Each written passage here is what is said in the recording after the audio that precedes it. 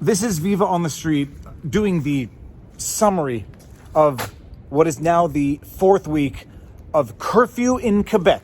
Curfew meaning we could not leave our houses after 8 o'clock in the morning until 5 in the morning unless we were, quote, essential workers, unless we had a dog to walk, unless we had our papers to explain why we were leaving our house after 8 in the evening.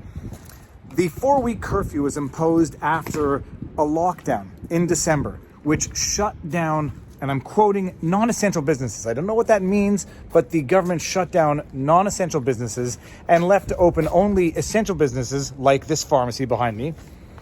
But even in the essential businesses that were left open, they could only sell essential items, which led to the absurd reality of actual aisles that were taped off because they were selling non-essential items in an essential store that was allowed to remain open. I'm at a pharmacy. Check this out. This is not a joke. Socks. Anybody who was asking, socks. Items not available for in-store purchase at this time. Pantyhose. Socks. Okay, this I might understand. This is the absurd reality that occurred after nearly 1 year of COVID response measures. For anybody who doesn't remember, a year ago, and I don't blame you, a year ago we were told to lock down for 2 weeks. 2 weeks to flatten the curve so as not to overwhelm our healthcare facilities. 2 weeks turned into a month, turned into 2 months, turned into 3 months. It's turned into a year. 9 months into the response, after the summer respite where we were allowed to leave our houses and play in playgrounds and go to dog runs, because I remember the playgrounds were shut off, the dog runs were locked, because we were entering the second wave that the government had been warning us about since the beginning. We were told to enter into a social contract, pursuant to which we would willingly socially distance from our fellow human beings. I'm just going to get some respite in the alley here. We were told to socially distance from our fellow human beings. We were then told to shut down non-essential businesses, which occurred in December. We were then forced into curfew, virtually a year into the government response. In that time, what did the government do? We don't know. But they found $13 million a month to spend on COVID advertising to raise awareness for a problem. $156 million a year instead of contributing to a solution, just sensitizing us to the problem. Things we learned in this is that you can't walk a cat after curfew. You can't walk your husband after curfew. We've seen some lawsuits be filed. We haven't seen them get anywhere because by and large, law is hurry up and wait.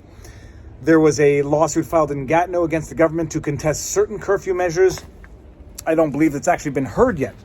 There was a lawsuit filed by small business owners and individuals who claim to have had their rights violated by these measures. I don't believe that's been heard yet.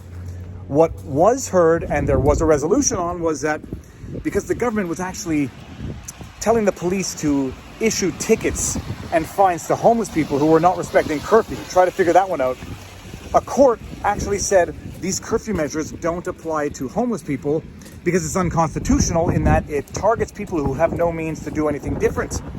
Because they have no homes, you can't ticket them for not respecting curfew when they have no homes to go to. So those are the lawsuits. Then what ended up happening? Trudeau apparently, adhering to the pressure from the provinces, restricted international flights. This is a year, virtually a year into the COVID response. Restricted international flights. All international flights as of, I think it was supposed to be as of yesterday, or maybe even today, can only come in through Vancouver, Calgary, Montreal, Toronto. Anybody coming in has to take a test at the airport and wait in a government-approved hotel for up to 3 days, up to a cost of $2,000, pending the results of that test. If the results are negative, by these new Justin Trudeau issued regulations, they would have to go to their homes and quarantine nonetheless for 2 weeks.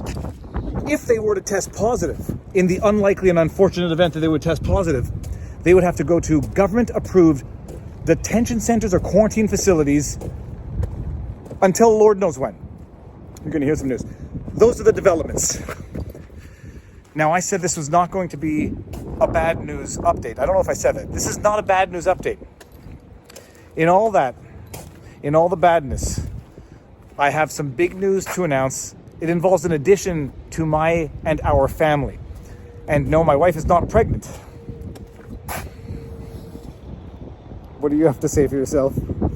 This is Winston. This is Winston the Westie. He is 11 weeks old. We adopted him yesterday. He apparently has a condition known as lentiglobus and I forget what the other one is. It's apparently an eye condition, lentiglobus and lenticonus.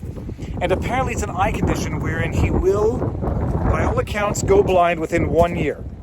It may require the removal of his eyeballs if the pressure builds up in his eyes, but I'm not so nervous about that. He may go blind, and so they could not only not find someone to purchase him, they couldn't find anyone to take him. And we got the call, and this beautiful little beast is now a member of our family. He has not replaced Pudge. Pudge is still alive and well, and I'm going to go walk Pudge right now after I thaw out my hand. But this is the new addition to the family, Winston. His name has two significant meanings, one of which goes back to my childhood, and the other one goes back to George Orwell's 1984. There, I said it. This is Winston. In all of this, there is still beauty to be found, but there is still a voice to be heard. I'm going to put you down. And there is still some logic and reason to be found in all of the madness. Lessons will be learned, and may we learn the right lessons. And in the interim, may we at the very least still find some beauty in life and in the resistance to the black hole, slippery slope, clean drop-off of madness. With that said, come here. Don't. Come here. With that said, Winston, meet the world. The world, meet Winston. I think he just burped in my ear.